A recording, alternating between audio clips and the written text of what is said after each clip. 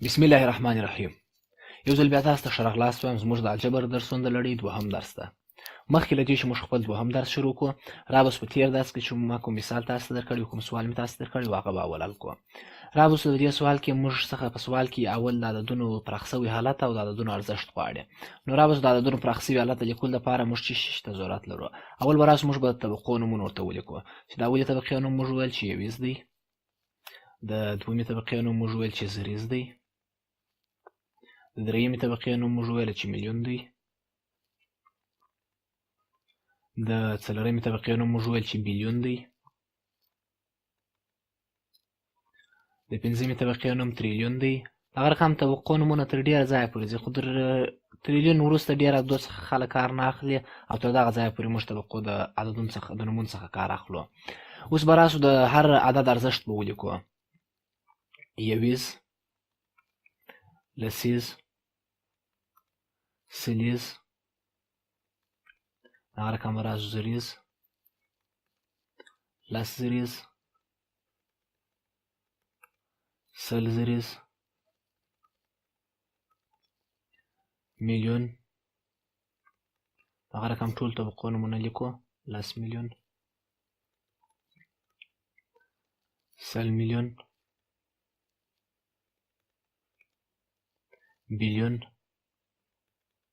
که چېرې تاسې موږ اول درس نه یې لیدلی، دا ویډیو ودروئ، اول ورسې اول درس ووینئ، تر څو ستاسې د عددونو په ارزښت نور هم سر خلاص شي. لس بیلیون، سل بیلیون، دغه رقم د ټول طبقو نومونه لیکو. تریلیون، لس تریلیون او سل تریلیون. اوس راسو لکه څنګه چې ما تاسو ته په اول درس کې ویلي وه، د دې لپاره چې موږ د عددونو نوم لیکل، یعنې څنګه موږ عددونه وایو، د هغه لپاره یې موږ همیشه دغه طرف څخه شروع کوو، د چپه طرف څخه راسته طرف ته ځو. نو اول راځو دغه اوله طبقې نوم اخلو. د اولې طبقې نوم څو دی؟ 804 نوي لیکو. 800. دا چې ولې موږ دې ته 804 نوي وایو، دا په اول درس کې موږ تشریح کړی دی، هغه ته ولاړ سئ تاسې اول درس وګورئ، ستاسې به نور هم سر په خلاص شي. 804 نوي. بیا راځو د طبقې نوم لیکو. تریلیونه.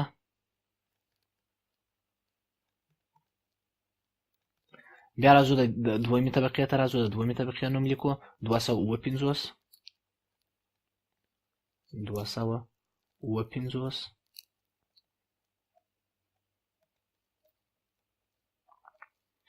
بیلیونه. طبقې نوم لیکو ورسره. بیلیونه.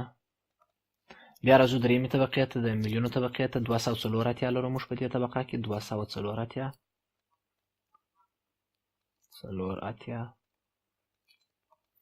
میلیونو طبقه ده، نو میلیون ورسره لیکو. میلیونه. بیا راځو د زریز طبقې ته. 214 لرو، هغه نوم لیکو. 214.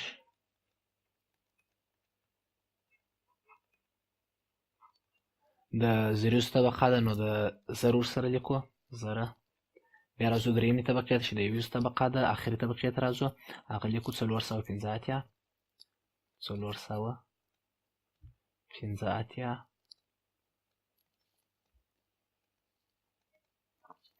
بیا د طبقې نوم لیکو چې یویز دی. د یویز طبقه ما تاسو ته په اول درس کې ویلي چې د یویز طبقې نوم موږ نه لیکو. نو چې 415 مو لیکل، دا زموږ دا رقم ویل کېږي. 804 نوي تریلیونه، 250 بیلیونه، 204 میلیونه، 214,415. دا زموږ د عدد د ویلو طریقه سوه.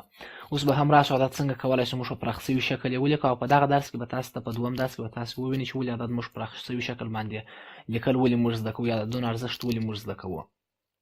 رابس د دې عدد پراخ سوي شکل لیکلو ته، لکه څنګه چې ما په تېر درس تاسو ته ښوولي وو، موږ اول هر عدد په تابلو کې لیکو، او یا هم تاسو کولی شئ چې دا مثلا دغه رقم ولیکئ. اول راسئ 8 ولیکئ، دا اول عدد د چپه طرف څخه شروع کړئ راسته طرف ته دغه عدد. بیا د هر عدد پر ځای 0 د هغه تر څنګ ولیکئ. موږ څو عددونه دلته لرو؟ 3، 6، 9، 12، 14، 14 صفر دلته ورسره لیکئ. 2، 3، 4، 5، 6، 7، 8، 9، 10، 11، 12، 13، 14. همیشه تاسو کوشش وکړئ د دې لپاره چې عددونه مصفا راسي او د ویلو لپاره اسانه تاسو د هر درو عددونو وروسته یوه کم اکشر دی چې هم تاسو طبقې فرق درښیي او هم تاسو ته عددونه ویل اسان د عددونو لیدل اسانه وي. بیا راځو دوهم نوم لیکو، دلته جمع ورسره لیکو، دوهم عدد مو نه دی نو راځو نه لیکو. بیا راځو صفرونه ورسره لیکو، څو صفره چې موږ لرو، صفر لرو، بیا 3 صفره دي، بیا 3 صفره دي، بیا 3 صفره دي چې موږ دغه ټول صفرونه ولیکو. بیا راځو څلور عدد لیکو، دغه رقم د جمع ورسره لیکو، څلور، بیا 1 2 3، بیا 1 2 3، بیا 1 2 3. دغه رقم بیا راځو جمع، راځو دغه بل عدد ته 2 ته راځو، 2 1 2 1 2 3 1 2 3. څو صفره باید موږ سره ولیکو، 1 2 3. بیا راځو جمع ورکوو، بیا 5 عدد لیکو، 5 1 1 2 3 1 2 3 1 2 3. د هر بل عدد پر ځای باندې اول هغه عدد لیکو، بیا د هر پاته ټول راسته طرف ته چې ټول عددونه دي د هغو عددو پر ځای باندې صفر ورسره لیکو. دا د عددونو پراخ سوي شکل لیکلو اسانه طریقه ده یا لنډه طریقه ده. دغه رقم راځو بیا اووه لیکو، 1 2 3 1 2 3 1 2 3. لکه څنګه چې تاسو ته په تیر درس کې مو ویل، په دې درس کې مې هم درته ویله که اما صرف د طبقې د جلا کولو لپاره زه ورته لیکم چې طبقه جلا کول اسانه سي، لیکل یې هم اسانه کېږي دا عدد ده.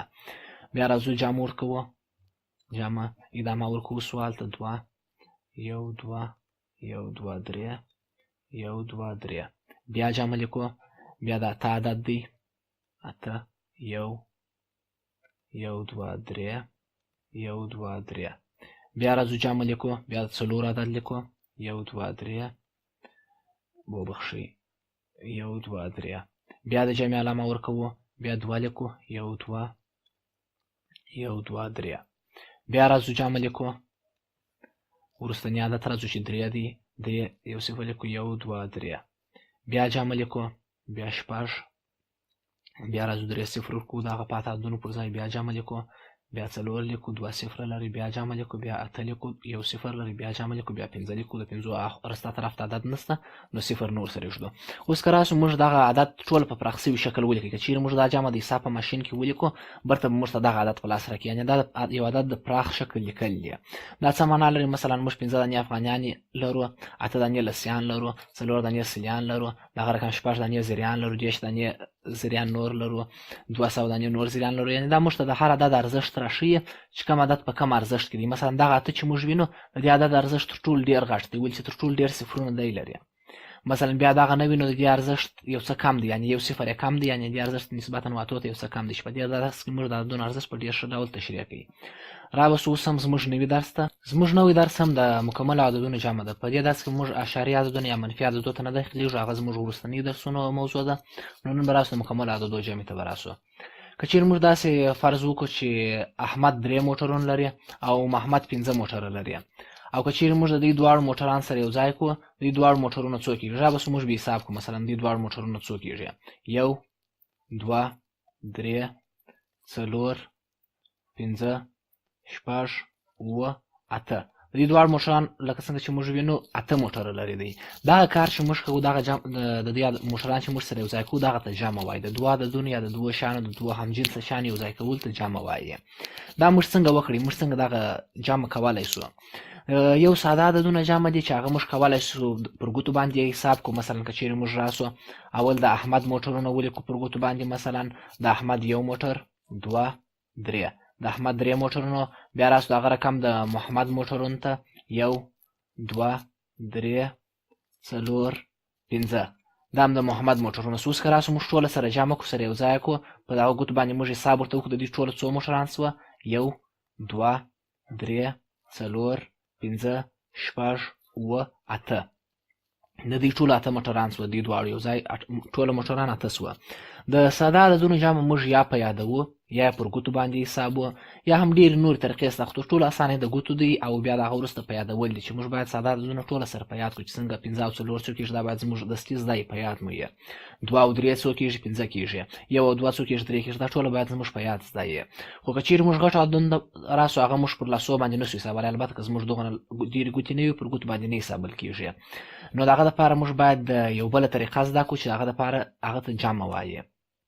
مثلا که یو څوک موږ ته وایي چې 541 جمع یو اویا څو کېږي، موږ د سیده دې جواب نشو پیدا کولی، نو موږ باید هغه دپاره څه شي وکړو، د جمع د عملیې څخه کار واخلو چې د جمع عملیه دوې لارې لري. یوه کنونشنل میتود چې په انګلیسي ورته وایي د دودیزه طریقه چې موږ ته په مکتب کې راښیي دا طریقه چې ډېره تیزه طریقه نه ده، خو بله طریقه چې ده د ویډیک طریقه ده چې د ویدا طریقه یې بولي، دا طریقه تیزه ده، خو زه به تاسو ته دواړه طریقې در وښیم، هره طریقه چې تاسو ته اسانه وي تاسو د هغه طریقې د لارې پر مخ ولاړ شئ. په دودیزه طریقه کې زموږ څخه څه شی غواړي، موږ ته اول وایي عددونه د ارزښت پر اساس باندې سر پر سر سره ولیکئ. مثلا که چیرې زه داسې یو ټیبل کې تاسو ته در وښیم، مثلا دغه اول راځو موږ 541 د هر عدد یې پر خپل ارزښت لیکو. مثلا په دې عدد کې موږ 5 وینو چې د سلیز ارزښت لري، راځو د سلیز په ارزښت کې لیکو، 4 وینو چې د لسیز ارزښت لري د لسیز په ارزښت کې لیکو، یو وینو د یویز ارزښت لري د یویز په ارزښت کې لیکو.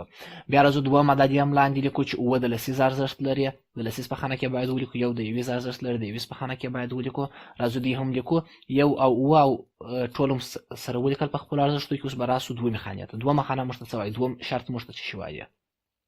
دویم شی موږ ته وایي هر ارزښت یو د بل سره جمع کوي، یعنې یویز ارزښت د یویز سره جمع کوي، لسیز ارزښت د لسیز سره جمع کوي، سلیز ارزښت د سلیز سره، زریز ارزښت د زریز سره، دغه رقم پر مخ ولاړ شي. را بس موږ به هر ارزښت یو د بل سره جمع کوو. د یویز په ارزښت کې موږ د یویز په خانه کې موږ دوه جلا جلا قیمتونه لرو، یو او یو. یو او یو څو کېږي؟ 2 کېږي. موږ راځو 2 لیکو لاندې په حاصل کې. د لسیز ارزښت راځو، د لسیز ارزښت ته چې موږ راسو 4 او 9 کېږي. موږ چې دغه یویز په خانه کې کوم عددونه سره جمع کړي یو او یو، دغه حاصل هم دغه یویز په خانه کې ورته لیکو.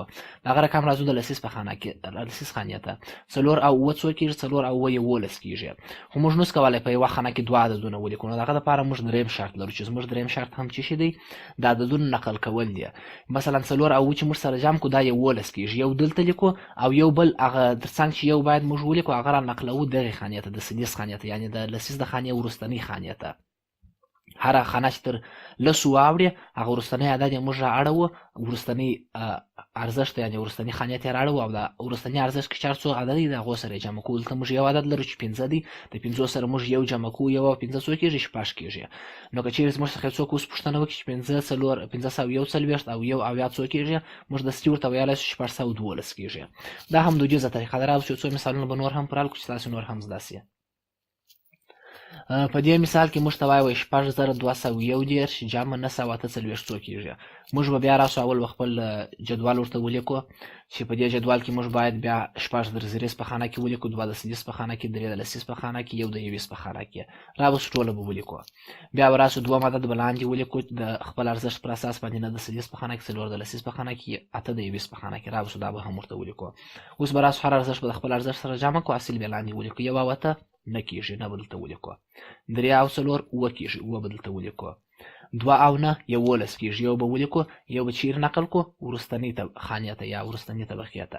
رابس یو به د دې سره جمع کو، 1 او 6 9 کېږي، دلته بیا 9 ولیکو. نو که چیرې زموږ څخه څوک پوښتنه وکړي 6241 جمع 948 څو کېږي، موږ اوس ورته ویلی شو چې 9109 کېږي. د دې لپاره چې تاسو په دې باندې نور هم ښه سر خلاص شي ولې موږ د عددونو انتقال څخه کار اخلو یا ولې موږ عددونه نقلوو، دغه دپاره به زه تاسو ته یو بله طریقه در وښیم چې هغه خپله په دودیزه طریقه کې ده، خو یو څه یې نور هم واضح شکل دی. مثلا که چیرې موږ راسو 1 او 8 سره جمع کړو، موږ به دا ولیکو 9. 3 او 4 څو کېږي؟ 9. 2 او 9 څو کېږي؟ مثلا موږ دا داسې هم کولی شو چې دا 2 او 9 11 دا رقم په دغه شکل باندې هم ولیکو. او بیا وروسته راسو دغه زریز خانې ته چې 6 کېږي، 6 تر دې لاندې ولیکو. او بیا اوس موږ دا ټوله سره جمع کړو، 9 ولیکو، 9 ولیکو، 1 او بیا 1 او 6 9.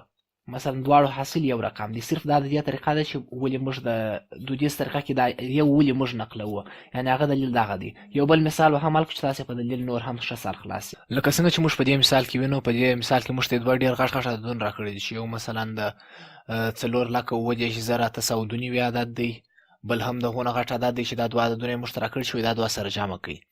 راوسو موږ څنګه کولی شو دا دوه عددونه سره جمع کړو؟ اول به دا وارې ما جدول نه دی تیار کړی چې په جدول کې ولیکو، ولې هغه ډېر ځای نیسي او تاسو باید بېله جدوله د عددونو سر پر سر لیکل زده کړئ.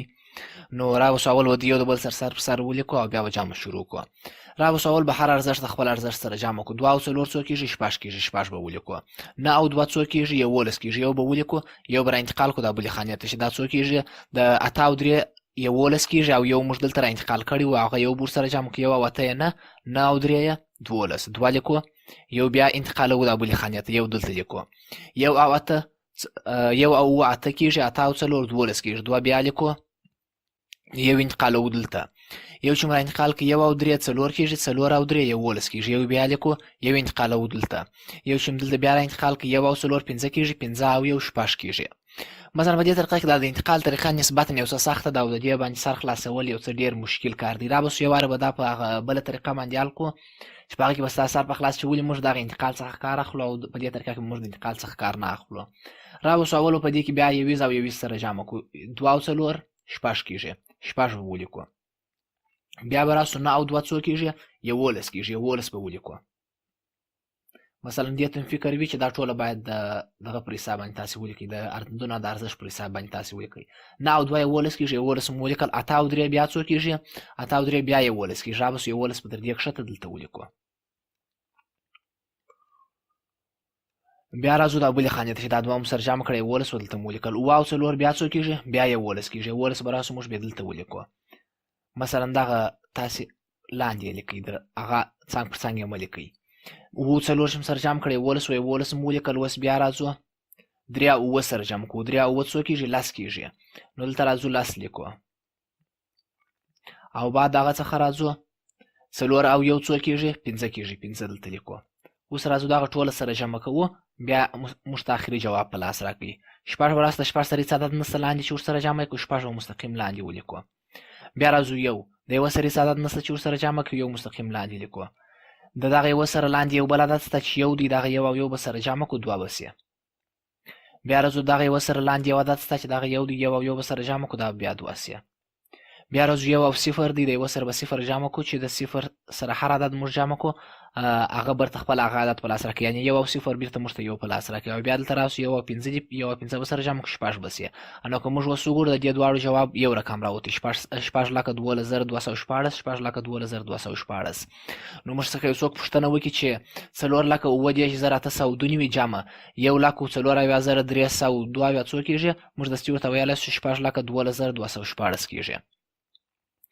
اوس به هم راسو په جمع کې موږ لکه څنګه چې هر شی ځان قوانین لري په جمع کې موږ څو قوانین لرو چې یو قانون موږ په دغه سوال کې ولیدی هغه د چی قانون د 0 قانون لکه موږ ولیدل 1 او 0 موږ سره جمع کوي نو برته موږ ته هغه عدد په لاس راکړي د 0 قانون دغه رقم دی که موږ هر عدد د 0 سره جمع کو یا د 0 سره هر عدد جمع کو موږ ته بیرته هغه عدد په لاس راکړي لکه را به په دې مثال کې وګورو د 9 سره موږ 0 جمع کړی دی موږ ته برته څو په لاس راکړي 9 په لاس راکړي د 0 سره موږ 9 جمع کړی دی موږ ته څو په لاس راکړي 9 په لاس راکړي یعنی 0 په جمع کې هیڅ ارزښت نه لري را به دوم عدد ته مثلا 8 او 0 دی 8 سره موږ 0 جمع کو بیرته موږ ته 8 په لاس راکړي د 0 سره مثلا 511 جمع کو موږ ته 511 په لاس راکړي یعنی 0 په جمع کې څه ارزښت نه لري بل سوال ته به راسو 1,540 جمع 0 برته موږ ته 1,540 په لاس راکړي 510 جمع 0 مثلا برته موږ ته 510 په لاس راکړي یعنی دا عدد که هر عدد که موږ 0 ورسره جمع کو په عدد کې هیڅ تغییر نه راځي یا هم که هر عدد موږ د 0 سره جمع کو موږ ته هغه عدد په لاس راکړي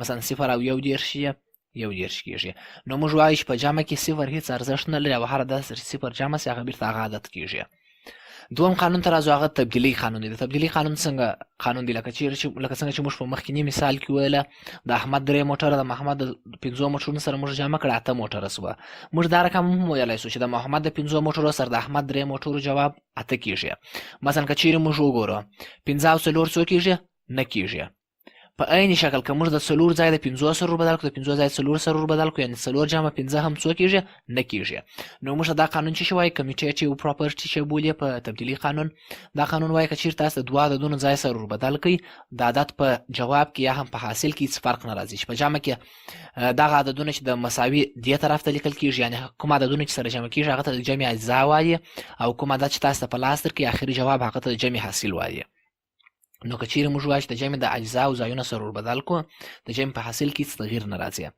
را به یو وار بیا مثلا لکه څنګه چې د 0 په قانون کې موږ وویله د 8 سره که موږ 0 جمع کړو هم 8 راځي د 0 سره که موږ 8 جمع کړو هم 8 راځي یعنی که دوی دواړو ځای سره وربدل کړو هم هیڅ فرق نه لري را به مثلا دا 4 نور مثال وګورو 1,540 جمع 4 څو کېږي 1,040 کېږي دا تاسې حل کړئ خو صرف زه اوس تاسو ته جواب ولیکم د قانون تاسو ته زده سي 4 جمع 1,540 هم عین جواب تاسو ته درکوي 1,040 15 جمع 10 15 کېږي او 10 جمع 15 دېرش هم 45 کېږي. یعنې که تاسو دا حل کوئ په بله طریقه باندې سر پر سر سره ولیکئ، هم تاسو ته دا ثابته شي چې که چیرې موږ د عددونو ځای سره وربدل کړو موږ ته بیرته چې جواب په لاس راکوي عین هغه جواب په لاس راکوي، یعنې د جمع په حاصل کې هېڅ تغیر نه راځي. دریم قانون چې موږ لرو هغه د اتحادیې قانون دی چې په انګلیسي کې ورته اسوسییټیو پراپرټي وایي. د دې قانون مطلب څه شی دی؟ مخکې له دې چې تاسو د دې قانون باندې سر د خلاص کړم تاسو غواړم د یوه شي سره اشنا کړم چې تاسو په حساب کې نه دی ویلي خو په الجبر کې به تاسو ووینئ هغه قوس دی. که چیرې تاسو په کوم عملیه کې یا په کوم سوال کې همیشه قوس ووینئ د دې مطلب څه شی دی چې تاسو اول د قوس د نن عملیه خلاصه کړئ. مثلا په دغه قوس کې موږ وینو چې 15 جمع 4 دي، په دغه قوس کې موږ وینو چې 4 جمع 3 دي. دا څه معنی لري چې اول موږ دغه 4 او 3 سره جمع کوو چې دا 9 کېږي 9 لیکو، دغه 15 او 4 سره جمع کوو چې دا 9 کېږي 9 لیکو، بیا د باندې وځو د قوس، یعنې بیا وروسته د 15 سره جمع کوو چې 15 او 9 بیا څو کېږي موږ هغه لیکو 12 کېږي. بیا مثلا دلته دغه رقم 15 او 4 موږ سره جمع کوو چې دا 9 کېږي 9 جمع 3 12 کېږي. اوس به هم راسو ستاسو د قوس په معنا سر خلاص را به اوس به د اتحادیې قانون شي وایي. د اتحادیې قانون داسې وایي که چیرې تاسو 3 مثلا یا هم 4 یا هم هر څو عددونه تاسې ولرئ که داسې دا ټوټه سره جمع کوي، مثلا دغه 2 سره جمع کوي یا دغه 2 سره جمع کوي بیا د بل عدد سره جمع کوي، هم د جمع په حاصل کې هېڅ تغیر نه راځي. را به اوس یو څو مثالونه به حل کړو. مثلا که چیرې مثلا دوی وایي 1 جمع 3 جمع 2 تاسې لري، که چیرې تاسې 1 او 3 سره جمع کوي بیا د 2 سره جمع کوي یا هم 3 او 2 سره جمع کوي بیا د 1 سره جمع کوي د جمع حاصل یو رقم راځي. را به قوس به اول خلاص کړو 1 جمع 3 4 کېږي، 4 جمع 2 6 کېږي 6 به ولیکو، 3 جمع 2 15 کېږي، 15 جمع 1 6 کېږي 6 لکه موږ چې وینو د جمع په حاصل کې هېڅ تغیر نه راځي. یا هم مثلا 1 جمع 15 جمع 4 دي، که چیرې موږ اول 1 او 15 سره جمع کوو هغه مثلا 1 او 15 6 کېږي جمع 4 10 کېږي، 15 او 4 سره جمع کو 9 کېږي 9 او 1 10 کېږي. یا هم کولی شو موږ دا رقم هم ولیکو لکه مثلا 1 جمع 4 جمع 15، یعنې اول 1 او 4 سره جمع کو بیا د 15 سره جمع کو 1 او 4 15 کېږي 15 جمع 15 10 کېږي. یعنې که چیرې موږ عددونه جلا جلا سره جمع کو بیا وروسته د 3 عدد سره جمع کو یا د وروسته د 4 عدد سره جمع کو د جمع په حاصل کې هېڅ تغیر نه راځي. مثلا 15 جمع 10 جمع 4 دي، 10 او 4 14 کېږي، 14 به ولیکو دلته 14 او 15 19 کېږي. مثلا 15 جمع 10 15 کېږي، 15 جمع 4 19 کېږي، یعنې په جواب کې هېڅ تغیر نه راځي. را به اوس مثلا د څو عددونو جمع، مثلا که چیرې موږ په دا شکل باندې 14 جمع 15 جمع 8 جمع 14 جمع 8 بیا ولرو، څنګه کولی شو موږ د دې څخه کار واخلو؟ لکه څنګه چې ما تاسو ته ویل موږ کولی شو اول دغه 2 عددونه سره جمع کړو، مثلا بیا کولی شو دغه 2 عددونه سره جمع کړو، بیا چې د دې 2 څخه موږ حاصل واخیستي بیا هغه 3 عددونه موږ بیا جلا دا رقم سره جمع کړو، هغه رقم هم کولی شو موږ کولی شو په دا طریقه یې هم حل کړو. را به اول په دې طریقه حل کړو. 4 او 15 9 کېږي، 9 او 6 سره جمع کړو 15 کېږي، 15 او 4 سره جمع کړو 19 کېږي، 19 او 8 سره جمع کړو 28 کېږي. موږ به 9 ولیکو دلته، 2 به راوړو دلته به نقل کړو انتقال به کړو، 2 به دلته انتقال کړو، 2 او 1 3 کېږي، 3 او 3 6 کېږي، 6 او 8 14 کېږي، 14 او 1 15 کېږي، 15 او 9 22 کېږي، 22 به ولیکو. مثلا دغه ټول عددونه جمع 228 کېږي. یا به هم راسو اوس به په بله طریقه لکه څنګه چې تاسو ته ما مخکې یو بله طریقه وویله د هغه دودیز طریقې دومه لاره چې په هغې کې موږ د نقل څخه کار نه اخلو هغه به ولیکو. 4 او 15 9 کېږي، 9 او 6 15 کېږي، 15 او 4 19 کېږي، 19 او 8 28 کېږي. موږ به دلته 28 ولیکو. بیا به راسو دا خانې ته 1 او 3 4 کېږي، 4 او 8 12 کېږي، 12 او 1 14 کېږي، 14 او 9 20 کېږي. موږ به دلته 0 ولیکو، دلته به 2 ولیکو. را اوس به دا 2 سره جمع کړو، 9 لاندې هېڅ عدد نشته چې موږ ورسره جمع کړو، 9 خپله کښته راوړو، د 2 سره به 0 جمع کړو 2 به سي او دا 2 به هم کښته راوړو چې د دواړو جواب 228 راځي. او یا هم کولی شو موږ دا په درېیمه طریقه حل کړو. اول به موږ 14 او 15 سره جمع کړو چې 14 او 15 4 او 15 9 کېږي، 1 او 3 4 کېږي. 14 او 15 موږ سره جمع کړی، دې پر ځای باندې موږ 49 لیکلی شو. بیا به راسو 14 او 14 به سره جمع کړو، 14 14 دوی به سره جمع کړو، 4 او 4 10 کېږي، 0 لیکو 1 را انتقالوو دلته، 1 او 8 9 کېږي، 9 او 1 10 کېږي چې دا هم 100 کېږي، نو دا به هم ولیکو 100. را به بیا به دا سوال ولیکو چې د عددونو پر ځای به هم د دې حاصل ولیکو، د دې عددونو پر ځای به هم د دې حاصل ولیکو. 49 جمع 100 جمع 8. مثلا زموږ نوی جواب دا اوس به بیا په دې کې د اتحادیې د قانون څخه کار واخلو. مثلا دوی دوه به سره جمع کړو، بیا به راسو د ده سره بیا جمع کړو. مثلا سل جمع نه څلوېښت 149 کېږي. 149 جمع اته بیا اوس به موږ خپله ساده د جمع عملیه پر اجرا کړو. 9 او 8 اووه کېږي، 11 کېږي، اووه لیکو یو دلته را انتقالوو. 1 او 4 5 کېږي، 5 او اووه 12 کېږي، 2 لیکو یو دلته را انتقالوو. 1 او 1 2 کېږي. نو دا به زموږ ټوله جواب به څو سي 220. یعنې که موږ وګورو د قوانینو څخه که موږ کار واخلو د اتحادیې قانون هم کار کوي، موږ ته عیني جواب په لاس راکوي لکه په دې کښې په لاس راکړئ. رابس اوس هم یو ډېر مهمې طریقې ته چې د ویدا طریقه ده. مثلا که چېرې تاسې په کانکور امتحان ورکوئ یا بل ځای امتحان ورکوئ، تاسې پر جمع باندې ډېر وخت د لاسه نه کوي ور، نو د هغه دپاره تاسو د ویدا طریقې څخه کار واخلئ. اول به زه تاسو ته دا ووایم چې د ویدا طریقه څنګه کار کوي، ولې کار کوي، هغه به تاسو ته در وښیم. بیا به وروسته موږ دغه ووایو چې څنګه کولی شو دا ژر د دې جمع څخه کار واخلو. د ویدا طریقه دا رقم ده، موږ د چپې خوا څخه شروع کوو. اول د چپې خوا ټول عددونه سره جمع کوو.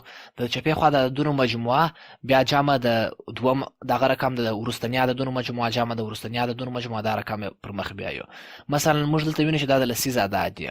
یو جمع 3 4 کېږي، 4 جمع 8 12 کېږي، 12 جمع 1 14 کېږي، 14 جمع 9 20 کېږي. موږ وینو چې دا د لسیزو خانه ده، نو په یو صفر بل ورکوو. ولې چې د لسیز خانه ده، که د لسیز خانه وای 2 صفر نور ورکوله، د لسیز خانه د یو صفر بل ورکوو. نو راځه دا لیکو جمع، یا هم داسې لیکلی شو. مثلا یو دی د لسیز په خانه کې دی، یعنې لس جمع 10 جمع 8 جمع لس جمع 80، چې دا ټوله موږ سره جمع کړو، دا ټوله څو کېږي 200 کېږي. 200 جمع بیا راځو د یویز د خانې عددونه سره جمع کړو. 4 او 5 نه کېږي، 9 او 6 دلته بیا ولیکو. 4 جمع 5 جمع 6 جمع 4 جمع 8. تاسو که عموما جمع کوئ، تاسو کوشش وکړئ لس خانې سره جوړې کړئ. مثلا چې لس پوره کوي، مثلا 6 او 4 همیشه لس کېږي، دا دواړه مثلا لس ولیکئ. لس او 5 15، 15 او 4 19، 19 او 8 28.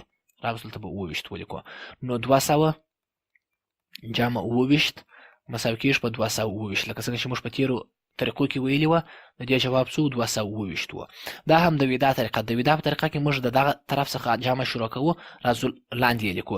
راوس اوس د دې لنډه طریقه به ووایو چې دا ولې لنډه طریقه ده، ولې تیزه ده. مثلا په دا سوال کې به زه تاسو ته طریقه ووایم. 6 او 4 10 کېږي، 10 او 1 11 کېږي، 11 او 9 20 کېږي. موږ دلته دستې 20 لیکو. بیا راځو 3 او 5 8 کېږي، 8 او 6 14 کېږي، 14 او 6 14 او 6 بیا 20 کېږي. موږ راځو دستې دلته بیا 20 لیکو. 2 او 4 6 کېږي، 6 او 3 نه کېږي، 9 او 8 11 کېږي. موږ راځو دلته 11 لیکو. رابس اوس به آخري جواب ولیکو 9 1 2 2، چې زموږ د دې سوال جواب دی 2211. مثلا په دې کې موږ هېڅ نقل ته ضرورت نه سو پیدا، مستقیم د چپې خوا څخه شروع کړو، رستې خوا ته راځو. که چېرې موږ دا عین سوال په دودیزه طریقه حل کړو، مثلا 4 5 4 1 6 3 9 6 8، که چېرې دا موږ په دودیزه طریقه حل کړو یو څه ډېر وخت نیسي. 2 او 4 6 6 او 3 9 9 او 8 11 کېږي، اووه لیکو. یو دلته را نقلوو چې 1 او 3 4 کېږي، 4 او 5 بیا نه کېږي، 9 او 6 15 کېږي، 15 او 6 21 کېږي، یو لیکو. 2 را نقلوو دلته 2 او 6 8 کېږي، 8 او 4 12 کېږي، 12 او 1 14 کېږي، 14 او 9 22 کېږي. مثلا که دلته موږ وګورو جواب یو رقم دی، خو د ویدا طریقه ډېره تیزه ده، د کنونشنل طریقې یا د هم دودیز طریقې. نو په دا خاطر تاسو د ویدا طریقه هم زده کړئ. هره طریقه چې تاسې اسانه وه، تاسو دغه طریقې د لارې پر مخ ولاړ سئ. اوس هم د درس په اخر کې تاسو ته یو سوال دی، لکه څنګه چې موږ تاسو ته ویلي وو، په درس په اخر کې به یو سوال دی، تاسو هغه سوال حل کړئ. تاسو دغه سوال د لاندې عددونه دي، تاسو کولی شئ دا په دودیزه طریقه سره حل کړئ، کولی شئ په ویدا په طریقه باندې حل کړئ، کولی شئ د دودیز طریقې په دومه طریقه چې ما تاسو ته وویله چې سر پر سر عددونه سره لیکئ، په هغه طریقه حل کړئ. تاسو دا سوال حل کړئ او موږ به هم د راتلونکي درس په شروع کې دغه سوال حل کړو او بیا به جوابونه سره مقایسه کړو. د خدای په امان، ښه وخت.